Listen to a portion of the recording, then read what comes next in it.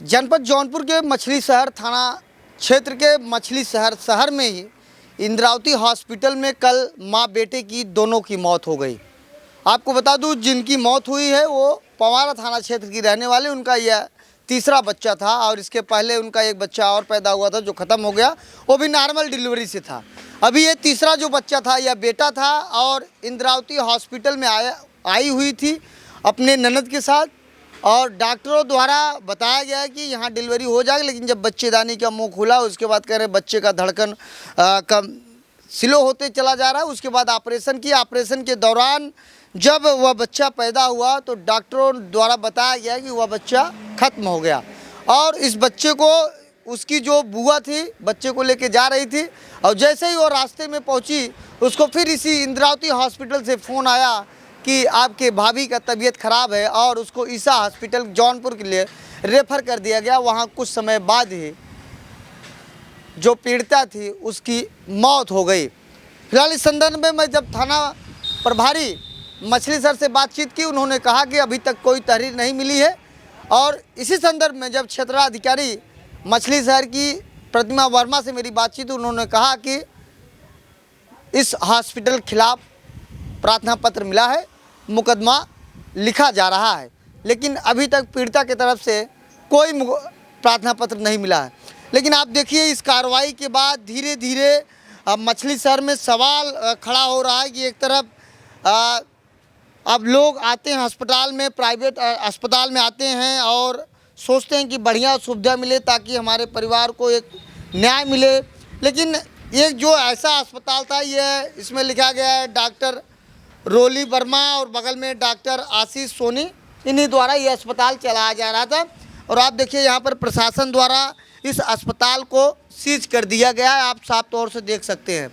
और अभी मैं आपको बताना चाहता हूँ, यहाँ जब यह घटना घटी, यहाँ उस समय मछली शहर की फोर्स, इसके बाद पीड़िता के घर वाले की लोग, तमाम लोग आए। और जो पीड़िता थी जिसकी मौत हो गई उसका नाम रेखा यादव, वह उसका पति मुंबई में रहता था।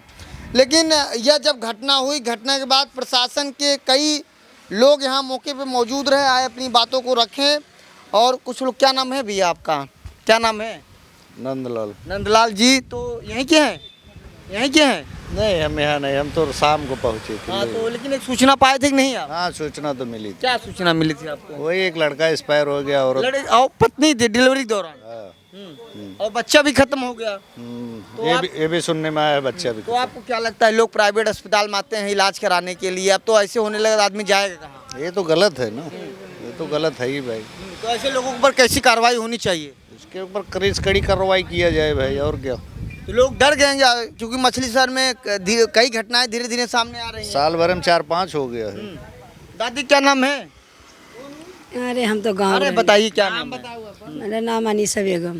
तो आप सूचना पाई थी ये जो घटना हुई? हाँ, सुने, सोचना मिला है। किसी की पत्नी और बेटा मर जाए, बड़ा दुख की बात है। तकलीफ है बेटा, कैसे कैसे लोग जिलाते हैं, खिलाते हैं, पिलाते हैं, और कोई बात हो जाएगा तो क्या करेंगे? हाँ। तो अस्पताल में अगर इस तरीके की घटना होने लगेगी, अभी ये इंद्रावती अस्पताल है, यहाँ के डॉक्टर हैं आशीष सोनी जी हैं, उसके बाद डॉक्टर रोली वर्मा, इनका बोर्ड लगा हुआ है। तो लोग प्राइवेट अस्पताल में जाते हैं, बढ़िया सुविधा मिले। सरकारी से माने नफरत करते हैं लोग भागते प्राइवेट जाएंगे, हमारा सब चच्चा बच्चा दोनों सहूलत रहेंगे। भाई जब चच्चा बच्चा हमारा धोखा खा जाएंगे तो भाई दिक्कत तो होना ही होना है। तो प्राइवेट वाले कैसे जाएंगे? जाए कोई। तो इस अस्पताल के ऊपर कैसी कार्रवाई हो जानी चाहिए आपको लोगों को भी? अब क्या कहें बेटा, क्या ना कहें, कार्रवाई होनी चाहिए नहीं भाई।